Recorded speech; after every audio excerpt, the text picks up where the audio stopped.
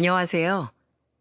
결혼하려다 남은 인생 지옥에서 살 뻔했던 30대 후반 여자입니다. 결혼은 미친 짓이라는 말이 있지 않습니까? 시청자분들 중에는 가정을 꾸린 분들이 대부분이실 것 같다고 생각해요. 그래서 제가 이렇게 결혼은 미친 짓이라고 말해도 되나 모르겠네요. 분명히 결혼해서 더 행복한 삶을 꾸린 분들도 있을 테니까요. 그런데 저는 결혼식장 구경도 못 해보고 결혼은 미친 짓이라는 걸 알게 됐답니다. 정말 황당하지 않습니까? 결혼에 큰 뜻이 없던 제가 그저 사람 하나 보고 준비하던 결혼이었는데 이제는 결혼이란 단어만 떠올려도 진절머리가 나네요. 특히 평생을 같이 그려가야 하는 남자라는 인간에 대해 신뢰를 모두 잃은 상태랍니다. 남자는 애 아니면 개라는데 제가 골랐던 놈은 애도 아니고 그냥 개였어요. 천지분간 못하는 개인지도 모르고 결혼으로 인생 발목 잡힐 뻔했던 뒤통수 얼얼한 제 사연 한번 들어봐 주세요. 결혼 준비하다 엎어지기 전부터 사실 저는 남자한테 믿음이 없었어요. 이런 남자에 대한 불신의 시작은 아이러니하게도 아버지로부터 시작됐답니다. 어떻게 친아버지를 이렇게 소개할 수 있나 싶으시죠? 17살 때 아버지가 갑작스런 사고로 돌아가셨을 때 자식으로서 당연히 슬펐었죠. 눈물도 나고 몇 개 되지도 않지만 그래도 아버지와의 추억이 있으니 심적으로 힘들었어요. 하지만 살아생전에 아버지가 했던 행동만 생각하면 갑자기 당했던 사고는 하늘이 내린 벌일지도 모른다고 생각합니다. 왜냐하면 남편으로 가장으로 할 수 있는 최악의 행동은 전부 다 했었거든요.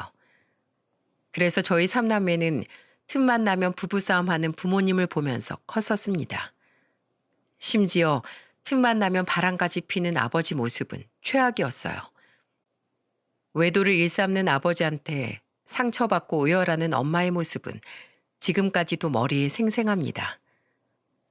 그때 아버지는 술 없이 못 사는 알코올 중독자였는데 술만 마시면 외박을 했었어요. 말 없이 외박하고도 뻔뻔하게 들어온 아버지한테 화내는 엄마를 보면서 적반하장으로 화를 내며 말했었습니다. 어딜 감히 하늘 같은 서방한테 소리를 질러? 남자가 바깥일 하다 보면 술 마시고 외박할 수도 있는 거지. 불만 있으면 네가 직접 나가서 돈 벌어오면 될 거 아니야? 하늘 같은 서방? 술 마시면 다른 여자 끌어안고 들어오는 당신이 그러고도 남편이고 애들 아빠야? 이번엔 어디 있다 온 건데 또 누구냐고? 이런 무식한 여편 내봤나? 마음대로 생각해 마음대로. 집안에서 살만 띠룩띠룩 찐 너랑 무슨 말을 하냐? 나한테 좋은 소리 듣고 싶으면 살이나 빼고 와. 회사원이었던 아버지와 가정주부였던 엄마의 싸움은 늘 이런 식이었습니다. 아버지는 본인이 가장이니까 가족들이 자기가 무슨 짓을 해도 다 이해해야 한다는 입장이었어요. 그야말로 내가 벌어온 돈으로 호의호식하고 싶으면 찍소리도 하지 마.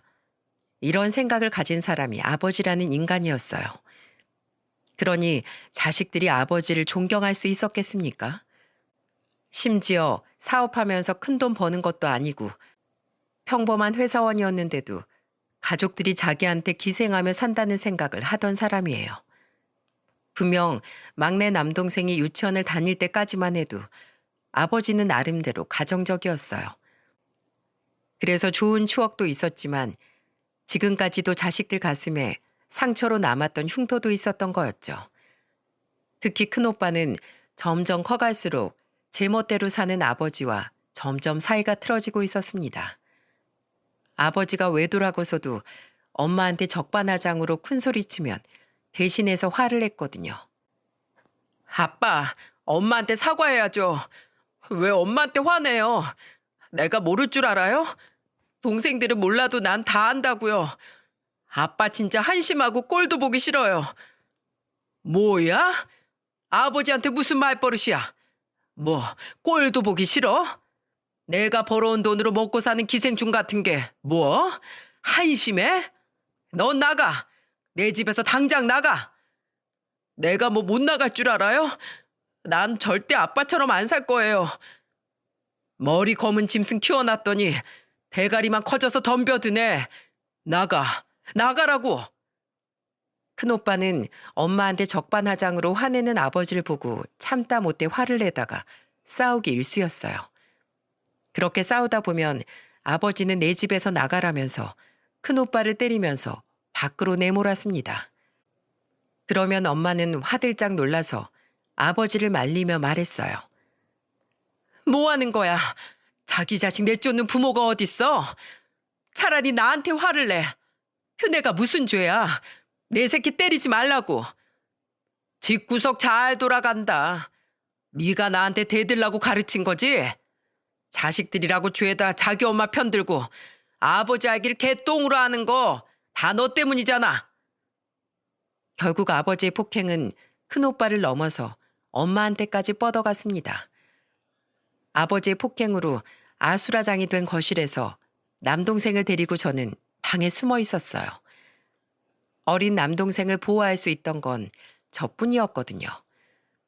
문을 닫고 방에 있어도 엄마의 애원하는 소리와 아버지의 폭언 폭행 소리는 전부 다 들릴 수밖에 없었습니다. 그런 모습을 보고 자란 제가 남자를 쉽게 믿을 수 있었겠습니까? 게다가 아버지는 큰오빠도 모자라서 남동생도 엄청 구박했어요. 어릴 때부터 워낙 화내고 때리는 아버지 모습만 보고 자란 남동생은 아버지를 두려움의 대상으로 생각했습니다. 그래서 아버지의 간단한 일상적인 질문에도 말을 더듬을 정도였죠. 그 당시 중학생이었던 남동생한테 아버지가 별뜻 없이 질문을 했던 적이 있었죠. 막내는 요즘 공부 잘하고 있는 거냐? 네. 저 열심히 최선 다하고 있어요. 넌 남자 새끼가 목소리가 그게 뭐야? 기집 애들이 너보다 목청 더 크겠다. 말 좀 정확하게 똑부러지게 할 수 없어? 죄송합니다. 죄송해요. 잘못했어요. 다신 안 그럴게요. 아유, 밥맛 떨어져. 저것도 아들놈이라고 있는 거 보면 속이 다 터지네. 아버지는 말수도 없고 목소리도 작은 남동생한테 혀를 차면서 한심하다는 듯 말했어요. 그 모습에 남동생은 더 움츠러들었던 겁니다.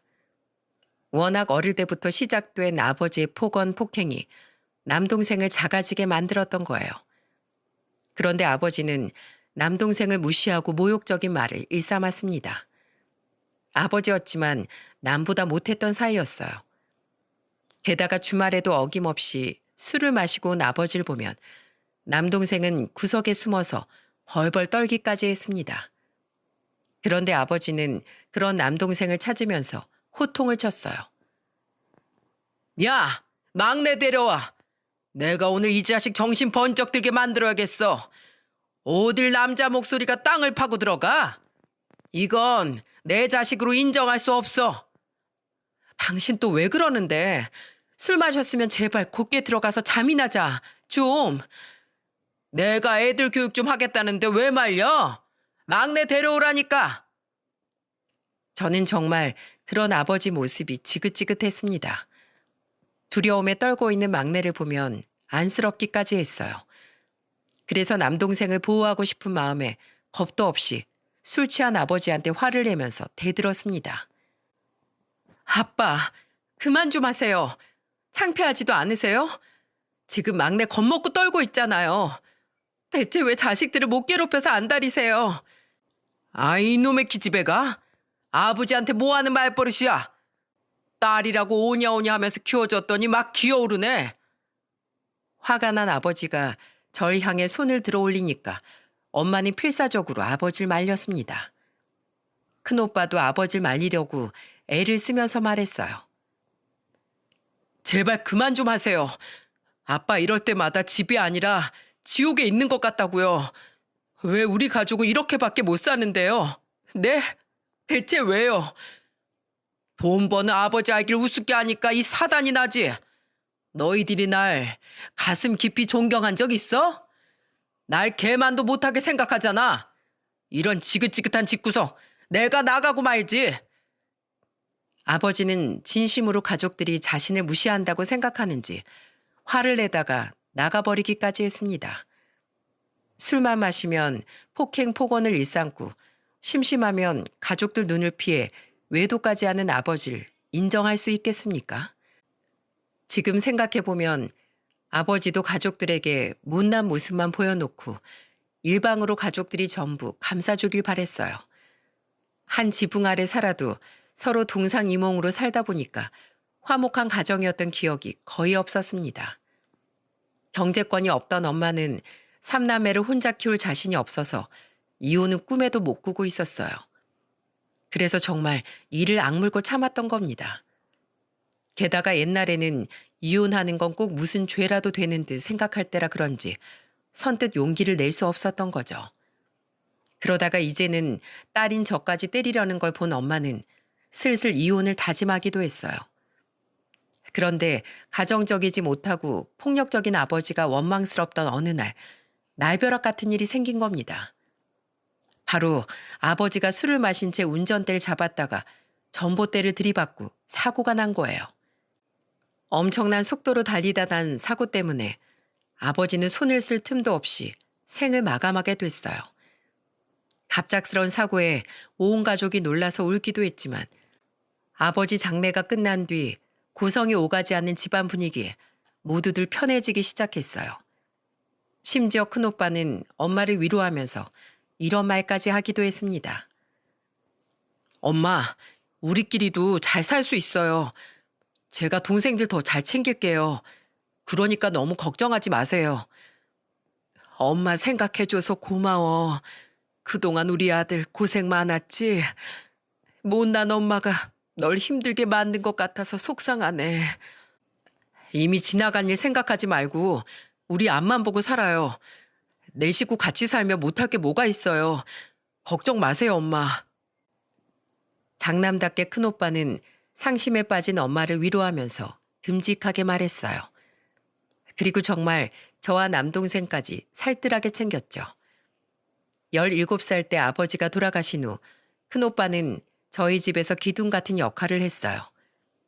엄마가 식당 일을 시작하면서 늦게 들어오기 일쑤였는데 그때마다 저희가 알아서 공부할 수 있게 도와주기도 했습니다.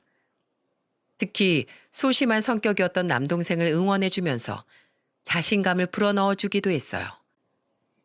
우리 막내 수학 성적 오른 것 좀 봐. 거 봐. 일단 시작하니까 이렇게 결과도 좋잖아. 넌 일단 도전하면 무엇이든 해낼 수 있는 사람이야. 그러니까 자신감 가져. 형, 고마워. 형이 잘 알려주니까 나도 이제 수학 잘할 수 있을 것 같아. 공부를 가르쳐주면서 남동생의 성적이 크게 오르기도 했습니다. 점점 활기를 되찾는 남동생은 큰오빠를 통해서 자신감을 되찾고 있었어요. 정말 아버지 돌아가신 후 모든 게 제자리를 찾는 기분이었어요. 하지만 제가 큰오빠와 남동생을 제외하고 모든 남자들을 믿지 못하는 건 달라지지 않았습니다. 이래서 어릴 때 기억이 중요하다고 하는구나 싶을 만큼 저는 연애도 거의 안 했어요. 남들이 연애를 왜 안 하냐고 물으면 저는 장난처럼 이런 말을 할 정도였습니다. 돈 낭비, 감정 낭비, 시간 낭비하는 연애를 뭐하러 해. 남자가 아무리 나한테 잘해줘도 언제 변할지 모르는 거야. 난 일이나 하면서 내 명의로 자산이나 만들란다. 저는 정말 남자를 만나는 것보다 돈 모으고 사는 게 제일 재밌었어요. 남자는 나를 배신해도 내가 번 내 돈은 날 배신하지 않을 거라는 믿음이 있었습니다. 가정주부였던 엄마가 아버지한테 무시당하면서 사는 걸 봐서 그런지 저는 회사 일에도 적극적이었어요. 남들이 싫어하는 야근도 군말 없이 하면서 사회적인 위치도 잘 잡아가고 있었습니다. 그래서 주변 친구들 시집가서 가정을 꾸리는 동안 저는 승진하면서 오로지 제 인생만 챙기면서 지낸 겁니다. 그러다 보니까 어느새 제 나이가 30대 후반으로 달려가고 있었어요. 그 사이 큰오빠는 단란한 가정을 꾸렸지만 저와 남동생은 그저 부러워할 뿐 결혼과는 거리가 멀었답니다. 그러던 중 살도 좀 찌고 체력도 부쩍 안 좋아져 동료의 추천으로 탁구 동호회에 가입하게 됐어요. 운동 목적으로 동호회를 시작하자 엄마는 의심스러운 목소리로 말했습니다. 그냥 정식으로 운영하는 학원을 가지 무슨 동호회야? 요즘에는 동호회에 모여서 많이 하던데 왜? 내 또래 사람들도 만나고 좋잖아. 그 사람들 뭘 믿고 친해져? 주변 평판이 어떤 사람들인 줄 알고. 내가 그랬지? 항상 사람 조심해야 된다고. 사고를 당하려면 꼭 사람 때문에 사고 나는 거야. 엄만 꼭 그렇게 말하더라. 그렇게 치면 세상에 믿을 놈이 어딨어? 믿을 놈 하나도 없어. 사람은 스스로만 믿고 살아야 하는 거야. 엄마는 사별 후 이렇게 밑도 끝도 없는 의심이 커져만 갔습니다. 아무래도 아버지와의 결혼 생활이 엄마한테 큰 영향을 미쳤던 것 같아요. 믿고 의지한 남편한테 결혼 생활 내내 시달렸으니까 충분히 그럴 수 있다고 이해가 가기도 했습니다. 하지만 이런 엄마의 의심은 지칠 때도 있었어요. 한 번은 회식이 끝나고 술을 안 마셨던 같은 팀 남자 과장님이 저를 집까지 차로 데려다 줬던 적이 있습니다. 그런데 하필 그 모습을 본 엄마는 제가 집 안에 들어오자마자 호들갑을 떨면서 소리쳤어요. 넌 그냥 택시를 타고 오지 뭐하러 회사 사람한테 차를 얻어 타고 와. 저 사람 뭐야? 엄마 왜 그래? 같은 팀인데 그럴 수도 있지. 우리 과장님 유부남이야. 엄마 무슨 생각을 하는 거야? 유부남이 무슨 천하무적이라도 된다니? 세상에 믿을 놈 없다니까. 유부남들이 뒤로 호박씨 더 잘 까고 다녀. 항상 자나깨나 남자 조심해. 엄마야말로 그만 좀 해. 내가 택시 타고 왔으면 엄마 그냥 걸어오라고 했을 거고 걸어온다고 하면 엄마 나보고 일찍 다니라고 그랬을 거 아니야. 내가 엄마를 몰라? 엄마 말대로 살면 사회생활 일절 못하고 집에만 있어야 안전하지. 내가 다 겪어봤으니까 너 걱정되는 마음이 하는 소리잖아. 왜 엄마 마음을 몰라주는 거야? 엄마는 커져가는 의심 속에 늘 저를 보면 조언을 가장한 별소리를 다 했어요. 물론 자라보고 놀란 가슴, 소뚜껑 보고 놀라는 엄마의 입장도 이해는 갔습니다. 그런데 저런 식이면 제가 뭘 할 수 있겠습니까? 게다가 그때는 같은 팀 과장님 호의도 무작정 의심하는 엄마의 모습이 참 답답하기까지 했어요. 엄마의 의심이 너무 심하니까 솔직히 선뜻 연애를 하기도 어려웠던 것 같습니다. 저보다 남자를 의심하고 못 믿는 사람이 바로 엄마였으니까요. 그러던 중 제가 탁구 동호회에 가입했다고 하니까 엄마는 동호회 사람들 믿을 만한 거냐면서 걱정 섞인 조언을 했던 겁니다. 한 번은 제가 운동을 끝내고 집에 들어오자마자 엄마는 걱정 가득한 목소리로 말했어요. 탁구를 뭐 이렇게 밤 늦은 시간까지 쳐? 너 무슨 대회 나가? 그냥 적당히 치고 와. 엄마, 이제 좀 칠만해졌는데 왜 그래? 걱정 좀 하지 말라니까. 옛날보다 요즘이 더 사람 못 믿을 세상이야. 엄마가 걱정할 때 말 들어. 다 피가 되고 살이 되는 소리야. 아휴, 그만 좀 해. 엄마, 나도 성인이야. 엄마만큼 나도 다 생각이 있다고요. 넌 엄마 입장 생각해 봤어? 다 너 생각해서 내가 얼마나 노심초사하는데. 엄마의 의심은 가끔 숨이 막히기도 했습니다. 솔직히 이 정도면 병이 아닌가 싶을 정도이기도 했어요. 그래서 오죽하면 보다 못한 남동생이 엄마를 말리면서 말했습니다. 엄마, 너무 걱정 마요. 누나 가입한 동호회는 회사원들만 모인 곳이에요. 그래도 처음 본 사람들이잖아. 항상 조심해야지. 너도 누나 늦는다고 하면 전화도 한 번씩 해보고 그래. 집에서 기다리고 있는 사람이 있는 거 알면 해코지도 못해.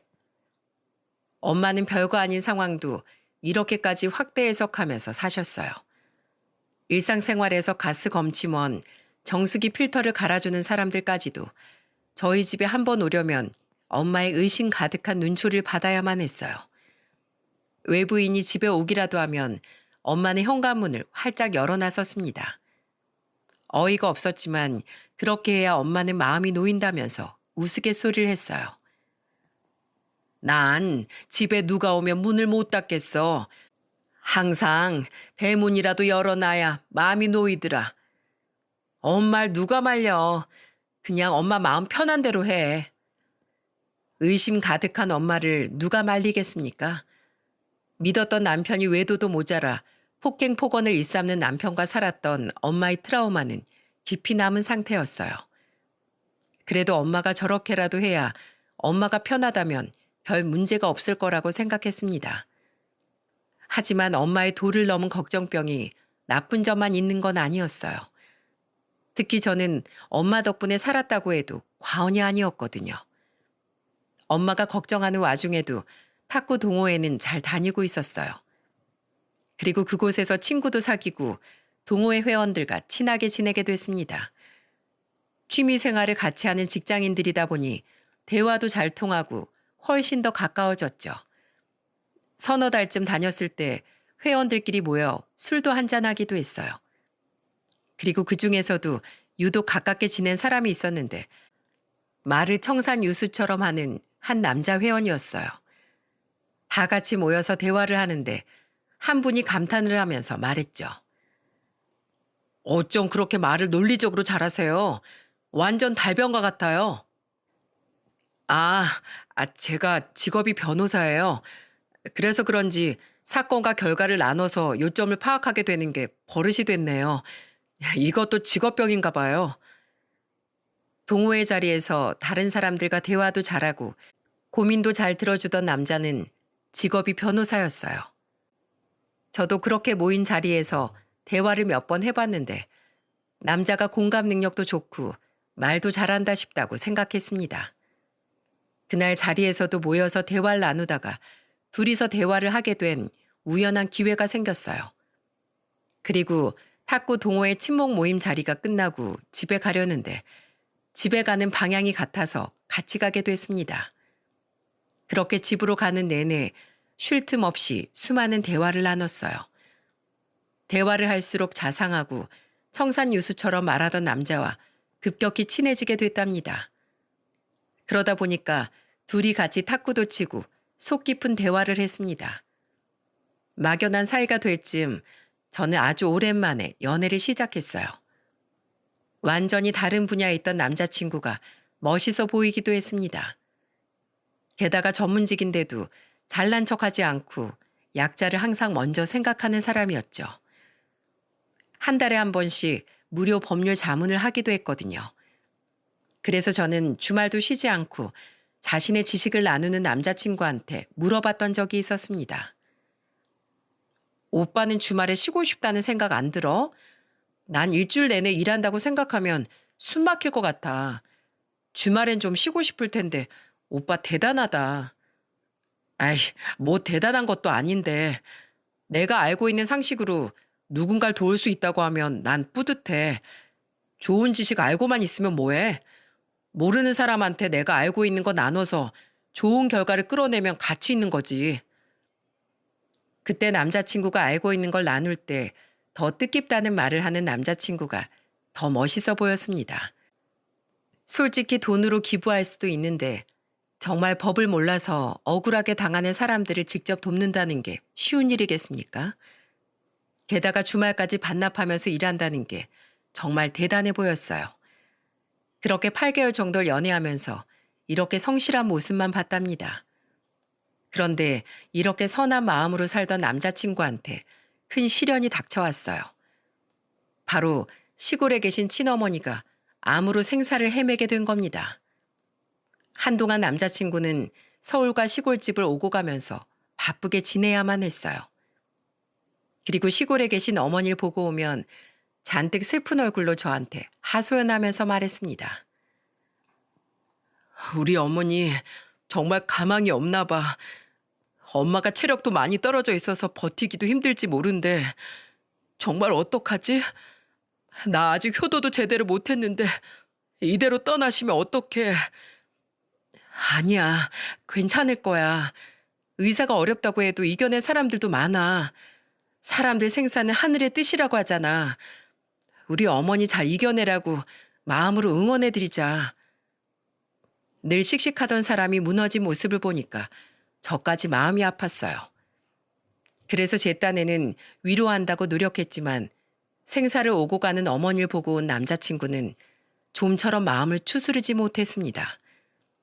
그런데 그 상황에도 제 남자친구를 탐탁지 않게 여기던 엄마는 이런 소리를 하셨어요.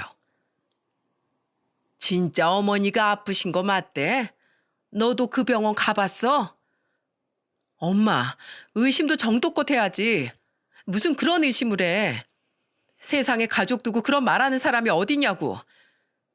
말 잘하는 사람이 제일 무서운 거야. 저번에 보니까 무슨 말을 해도 능구렁이처럼 빠져나가더만. 그런 소리 할 거면 그만 좀 해. 나 엄마한테 진짜 실망했어. 그런 식으로 밑도 끝도 없는 의심은 날 위한 것도 아니고 엄마 편하자고 하는 의심이잖아. 나 이제 엄마랑 말 안 해. 저는 그때 진심으로 엄마한테 화가 났어요.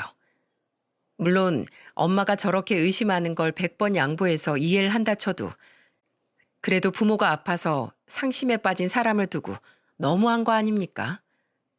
엄마는 제가 연애라니까 남자친구를 너무 궁금해하셨어요. 그런데 평소 탐탁지 않아 하던 탁구 동호회에서 만난 남자라고 하니까 엄마는 마음에 안 들어하는 눈치였습니다.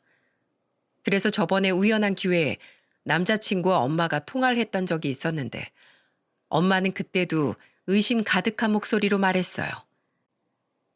말을 너무 잘하는 게 좀 이상하다. 변호사라고 해도 묘하게 말투가 이상하단 말이야. 엄마가 직접 안 만나봐서 그래.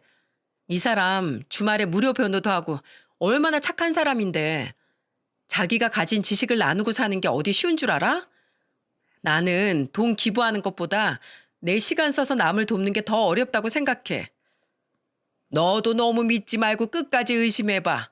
알겠어? 30평생 따로 살던 사람 겨우 몇 개월 보고 어떻게 알아? 사람 너무 믿는 거 아니야. 엄마의 말에 저는 한 귀로 듣고 흘리면서 알겠다고 했어요. 평소에도 의심이 많은 엄마라서 또 밑도 끝도 없이 의심만 한다고 생각했던 겁니다. 그리고 제가 당장 결혼하겠다는 것도 아닌데 왜 저렇게까지 말하나 싶어 대수롭지 않게 생각했죠. 아무래도 둘 다 나이가 있어서 결혼에 대해 이야기를 하긴 했었는데 아무래도 남자친구 어머니가 아프다 보니까 쉽게 결혼은 못할 것 같았어요. 그런데 이런 제 생각을 완전히 뒤집는 일이 생긴 거예요. 남자친구 어머니가 급격히 안 좋아지면서 서울병원 중환자실로 옮겨진 거예요. 그러자 남자친구는 저한테 울먹이면서 말했습니다. 우리 엄마 이제 앞으로 한 달도 장담을 못한대. 나 같은 불효자 만나서 제대로 효도 한번 못 받아보고 불쌍한 우리 엄마 어떡하면 좋아. 괜찮아. 괜찮을 거야. 나 엄마한테 꼭 가정 꾸리고 잘 사는 모습 보여주고 싶었는데 이제 어떡하지? 은희야, 난 정말 나쁜 놈이야. 자책하면서 오열하는 남자친구 모습에 가슴이 찢어지는 것 같았습니다. 그래도 당장 해줄 수 있는 건 위로뿐이었어요. 면회를 같이 가보려고 했지만 상태가 위독해서 보호자 외에는 면회도 어려운 상황이었습니다.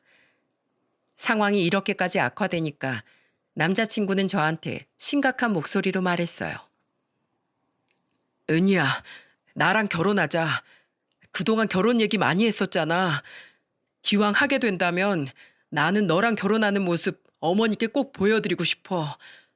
비록 식장에 못 오시더라도 사진으로나마 꼭 보여드리고 싶어. 너무 갑작스러워서 좀 더 생각해 볼게. 내가 정말 한평생 너 하나는 행복하게 해줄 수 있어. 나 믿고 결혼해 주라.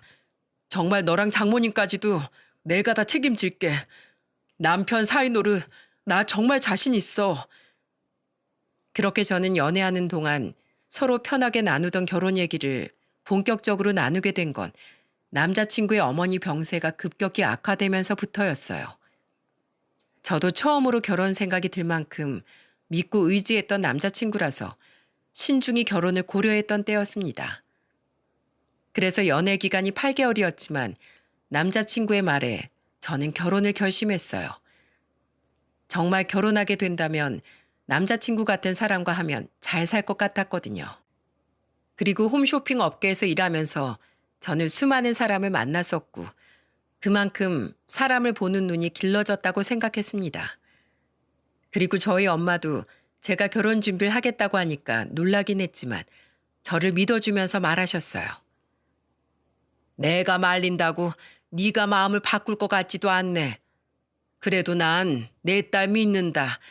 네가 결혼한다고 할 정도의 남자라면 분명 괜찮은 사람이겠지. 그러니까 잘 한번 준비해봐. 그런데 준비하면서도 잘 알아봐. 1년도 안 만난 사이잖아. 결혼 준비하다 보면 안 보이던 게 보일지도 모르고. 그러니까 꼭 잘 알아보면서 해. 엄마, 나 믿어줘서 고마워. 엄마 말 잘 새겨들을게.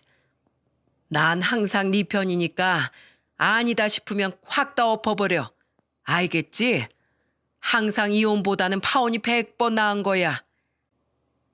엄마는 제가 평생 혼자 살 거라는 말을 입에 달고 살더니 결혼까지 결심한 걸 보니까 괜찮은 사람이라고 믿는다고 하셨어요.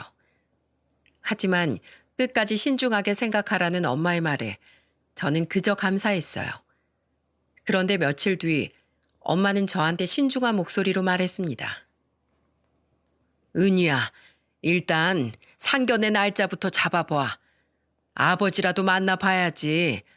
일단 그 집 아버지를 보면 아들이 어떤 사람인지 80% 나와. 알겠지? 이건 꼭 엄마 말 들어. 아니, 그래도 상견례 날짜를 어떻게 빨리 잡아? 니들 결혼은 뭐 순차적으로 잡았냐? 그쪽 어머니 아파서 이렇게 된 거니까 상견례 날짜는 내가 서둘러 잡자고 했다고 해. 그렇게 엄마는 상견례를 서둘러 잡으라고 하더니 예비 시부를 제일 먼저 봐야겠다고 하셨어요. 아무래도 또 의심병이 생긴 것 같아서 저는 내심 불안했어요. 하지만 엄마 말도 일리가 있어서 저는 남자친구와 상의 끝에 상견례 날짜를 잡게 됐습니다. 그런데 그날 상견례 자리는 정말 이상한 방향으로 흘러갔어요. 남자친구와 예비 시부, 저와 엄마 이렇게 4명이 모인 자리에서 엄마는 이상함을 감지했던 거예요. 급하게 상견례 날짜를 잡다 보니까 다 경황이 없긴 했어요. 그런데 시부 행동이 제가 봐도 좀 이상한 게 있었습니다. 엄마가 남자친구를 칭찬하면서 시부한테 넌지시 말했어요. 아드님을 참 훌륭하게 키우셨네요. 변호사 아들 두셔서 얼마나 든든하시겠어요. 그럼요. 공부 잘하던 아들이 변호사가 됐을 때도 실감이 안 났는데 대형 로펌에서 일하는 걸 보니까 정말 감개무량하네요. 네? 대형 로펌이요? 아니, 3명 정도 있는 변호사 사무실에 있다고 들었는데 아닌가요? 예비 시부가 그때 남자친구가 일하는 곳을 헷갈린 건지 갑자기 이상한 말을 하는 거예요. 남자친구는 대형 로펌이 아니라 평범한 변호사 사무실에서 일하고 있었거든요. 그렇게 자랑스러워하는 아들이 일하는 곳도 모른다는 게 말이 됩니까? 그래서 저는 문득 이상한 기운을 감지했어요. 엄마가 의심스러운 얼굴로 예비 시부한테 되묻자 예비 남편이 놀란 목소리로 말했습니다. 저희 아버지가 착각을 하셨던 것 같아요. 절 너무 자랑스러워하셔서 뭘 해도 꼭 이렇게 1등으로 생각하신다니까요. 장모님 놀라셨죠? 아무리 아들이 자랑스러워도 어떻게 그런 착각을 하실 수 있어요? 남들이 보면 오해하겠어요. 아니에요. 아버지가 자주 이러시는 것도 아니고 오늘만 이러신 거예요. 걱정 마세요. 예비 시부의 말실수가 엄마의 의심병에 불을 지르고 있었어요. 그런데 시간이 갈수록 부자 사이가 어딘가 이상했습니다. 예비 시부가 말실수를 한 이후 둘이 같이 담배 피고 온다면서 나갔는데 그 후부터 어딘가 이상했어요. 급기야 예비 시부는 계속해서 예비 남편 눈치를 보는 것처럼 보였습니다. 저랑 엄마가 가장 놀랐던 건 대화를 하던 도중에 예비 남편이 예비 시부를 보면서 장난스럽게 질문하면서 생겼어요. 아버지, 저 어릴 때도 성적 조금만 오르면 우리 아들이 1등이라고 말하고 다니셨잖아요. 그래서 진짜 1등 했던 집에서 쫓아왔던 거 기억나세요? 그랬었죠. 맞아요. 우리 아들이 1등이라고, 세계 최고라고 내가 그랬었습니다. 어색한 목소리로 대답하던 예비 시부가 갑자기 존댓말을 하는 거예요. 그때 엄마가 놀란 목소리로 예비 시부를 보면서 물었어요. 지금 존댓말 하신 거예요? 아들 말에 누가 존대를 해요? 예? 아이고, 제가 존대를 했습니까? 상견례는 처음이라서 제가 당황한 것 같습니다. 아들 장가 보내기 힘드네요. 상견례 여러 번 해보는 사람이 있는 것도 아니고 실수가 일반적이지 않네요. 정말 그때는 엄마 말처럼 수상한 구석이 보이기 시작했습니다. 한번 의심스러운 눈으로 보기 시작하니까 의심스러운 구석이 한두 개가 아니었어요. 심지어 수상한 건 상견례 자리가 끝날 무렵 예비 시부는 술을 좀 마시고 취기 있는 목소리로 말했습니다. 우리 아들, 제가 열심히 진짜 잘 키웠습니다. 변호사 만들고 내가 진짜 뼈 빠지는 줄 알았습니다. 이렇게 듬직하게 커져서 너무 고마워요. 아버지, 그런 말 마세요. 제가 더 감사하죠. 술 한 잔 드세요. 제가 한 잔 따라 드릴게요. 예비 남편이 병을 들더니 예비 시부에게 술을 한 잔 따라주려고 했어요. 그런데 예비 시부 행동이 어땠는 줄 아십니까? 세상에, 아들이 술을 따라주는데 두 손으로 술잔을 잡는 거예요. 이게 말이 됩니까? 시청자 여러분들, 아버지가 아들이 주는 술을 두 손으로 받는 거 본 적 있으신가요? 바로 이 모습이 결정타였어요. 두 사람은 술이 좀 올라서 그런지 이상한 걸 몰랐는지 그 순간을 아무렇지 않게 넘어가더군요. 그렇게 엄마와 저는 서로 눈빛을 주고받고 상견례 자리에서 황급히 일어나려고 했어요. 엄마는 그때 예비 시부를 보면서 넌지시 말했습니다. 사돈이 훌륭하게 키워주신 아들을 사위로 맞이해서 참 영광이에요.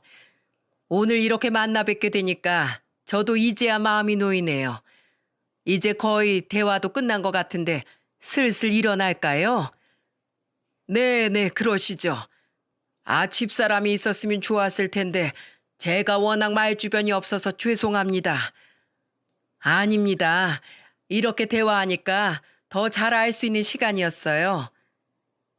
그렇게 상견례 자리에서 엄마와 저는 찝찝한 마음으로 돌아왔어요.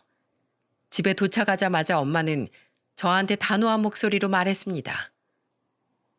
은희야, 이거 결혼 절대 안 된다. 이거 분명 뭔가 있어. 너도 봤잖아. 내가 너 결혼한다고 했을 때 그래도 믿을 만한 사람이니까 간다고 생각했어. 근데 이건 아니잖아. 나도 뭔가 이상했어. 마지막엔 두 손으로 술잔 잡는 거 보고 진짜 너무 놀랐다니까. 분명히 뭔가 있어. 엄마가 이혼보단 파혼이라고 했지? 이건 파혼 축에도 못 끼는 수준이야. 그러니까 돌다리도 두드려 본다고 했는데 우리도 두드려 볼 수 있는 건 죄다 두드려 보고 가자. 요즘엔 돈만 주면 죄다 찾아준다더라. 상견례가 끝나고 저는 엄마와 같이 뒷조사를 시작했어요. 동호회에서 만난 사이다 보니까 심부름센터에 의뢰해서 조사할 수밖에 없었죠. 직접 상담을 받아보니까 심부름센터 직원이 잔뜩 긴장한 저와 엄마를 보면서 별거 아니라는 듯이 말했어요. 그렇게 긴장하실 거 없어요. 요즘에는 소꿉친구끼리 결혼해도 서로 이렇게 조사해보고 결혼한다니까요. 그만큼 세상이 흉흉하니까 다 알아보고 결혼하려는 거예요. 그러니까 저희 믿고 맡겨주세요. 요즘에는 다 이렇게 알아보고 한다면서 잔뜩 긴장한 저와 엄마를 안심시켰어요. 그리고 몇 주 뒤 심부름센터에서 들려온 소식은 상상 이상이었습니다. 글쎄, 예비 남편이라고 믿었던 사람은 이름만 빼고 전부 거짓이었던 거예요. 심지어 예비 시부로 부르던 사람은 역할 대행을 고용한 남남인 사이였던 겁니다. 이제야 상견례 자리에서 예비 시부가 존댓말을 하는 모습, 술잔을 두 손으로 잡는 것까지 모두 이해가 갔어요. 엄마는 그 자료를 전부 다 같이 보고 화를 내면서 말했습니다. 내가 상견례 날짜를 급하게 잡아서 둘이 입을 맞추다가 실수가 있던 거네. 변호사도 아닌 사기꾼 사자가 감히 내 딸을 넘봐? 이거 아주 완전히 우릴 물러본 거라고. 정가가 대체 몇 개야? 이런 놈이 평범한 사람들 틈에 돌아다닌다고? 와, 진짜 이름 빼고 전부 가짜야. 세상에. 거봐, 내가 촉이 안 좋다고 했지. 어머니가 생사를 오고 간다더니 진즉에 연락 끊겨서 생사도 모르고 있었네. 어딜 감히 부모까지 앞세워서 구라를 쳐? 이 배은망덕한 놈 같으니라고. 내가 절대 가만히 못 둬. 시골에 있는 어머니가 암투병을 해서 오늘 내일 한다더니 정말 애초에 연락이 끊겨서 생사도 모르던 사이였던 겁니다. 그때는 엄마의 촉 때문에 내 인생 골로 갈 뻔했다가 겨우 구제했다는 생각이 들었어요. 그 자식은 정말 교도소를 다 3번이나 갔다 오느라 어깨 넘어 배운 잡스러운 법지식이 많았던 그야말로 사기꾼이었습니다. 범죄자 놈이 변호사 직업도 좋고 사회에서 선망받는 직업이라는 거 알고 여자들 어떻게 한번 해보려고 사기치고 다니던 놈이었던 거예요. 와, 정말 세상에 이럴 수가 있는 겁니까? 심지어 연애하던 도중에 변호사인 척 쇼했던 순간들도 많았어요. 데이트를 하면서도 일적인 전화가 오면 굳이 자리를 피하지 않고 제 앞에서 엄청 바쁜 척하면서 전화를 했었습니다. 제 책상 위에 보시면요. 김소민 의뢰인 파일 있을 겁니다. 그거 보시면 제가 정리해둔 거 보실 수 있을 거예요. 그 남편한테 위자료라든지 양육권, 친권 하나도 안 뺏길 수 있으니까 걱정 말라고 말해주세요. 의뢰인이 걱정이 많더라고요.